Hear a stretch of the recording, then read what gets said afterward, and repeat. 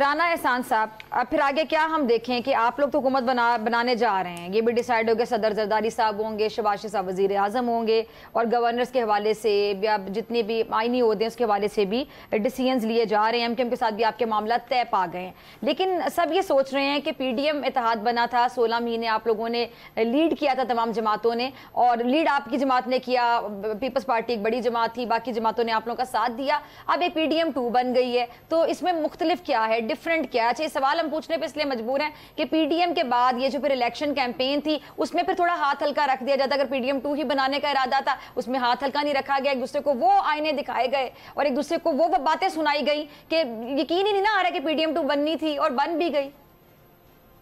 देखिए, बात ये कि ये जो मैंडेट मिला है ये कोई हमारी मर्जी से तो नहीं मिला, अवाम ने वोट डाले। पीएमएलएन बिल्कुल चाहती थी कि उसको कम से कम सिंपल मेजॉरिटी मिले, अवाम वोटों से दे, लेकिन वो नहीं मिली। तो अब रास्ता क्या था? क्या हम जो है हुकूमत अगर ना मिलके बनाते तो जो मुल्क के माशी सूरत हाल है, जो सलामती एंड के ऊपर जो सूरत हाल है, क्या और अनसर्टनिटी और पॉलिटिकल इंस्टेबिलिटी ना फैलती? दूसरी तरफ तो जो इंडिपेंडेंट्स हैं वो कहते हैं हमने किसी से बातचीत ही नहीं करनी। तो जब वो भी हुकूमत नहीं बना पाते, हम भी यहाँ पीछे, हमें तो बहुत लोग कह रहे थे हमारी जमात से कि हमें वफाक में हुकूमत नहीं बनानी चाहिए और पंजाब पे फोकस करना चाहिए।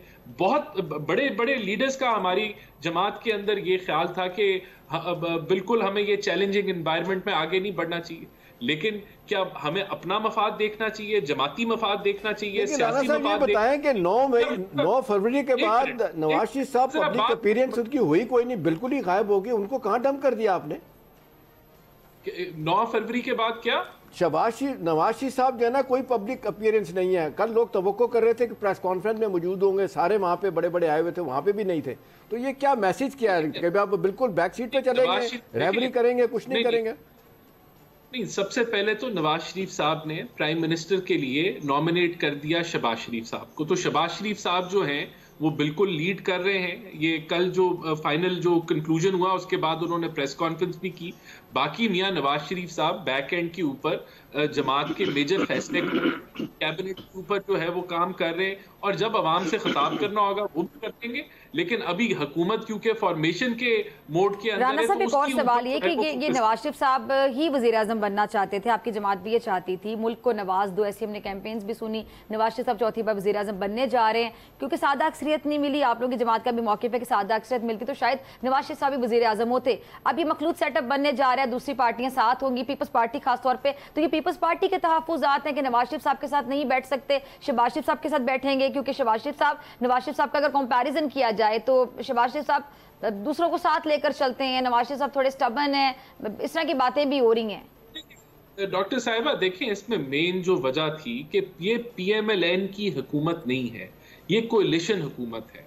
हम लीडिंग पार्टनर हैं, हम इस कोalition हुकूमत को लीड कर रहे हैं, और क्योंकि हमारा नंबर ज्यादा था तो हम प्राइम मिनिस्टर का स्लॉट ले रहे।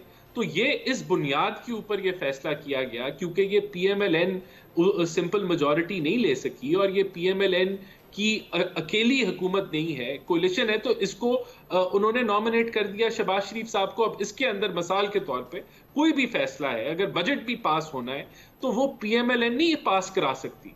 उसको पास कराने के लिए कोalition हुकूमत के वोट्स भी दरकार होंगे, पीपल्स पार्टी के भी दरकार होंगे, एमक्यूएम के भी दरकार होंगे, तो तभी मुमकिन होगा कि बजट पास हो। अगर बजट में अमेंडमेंट करनी है कोई, तो तब भी सारे कोalition मिलके उसको सपोर्ट करेंगे तो वो तभी पास होगा।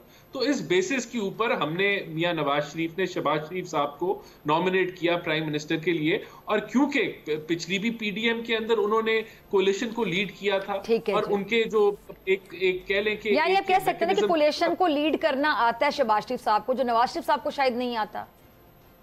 नहीं, देखिए, नवाज शरीफ साहब भी कर सकते थे, लेकिन तो नवाज शरीफ साहब ने आगे क्योंकि देखें, ये मैं फिर रिपीट कर रहा हूं, ये एक कोalition हुकूमत है।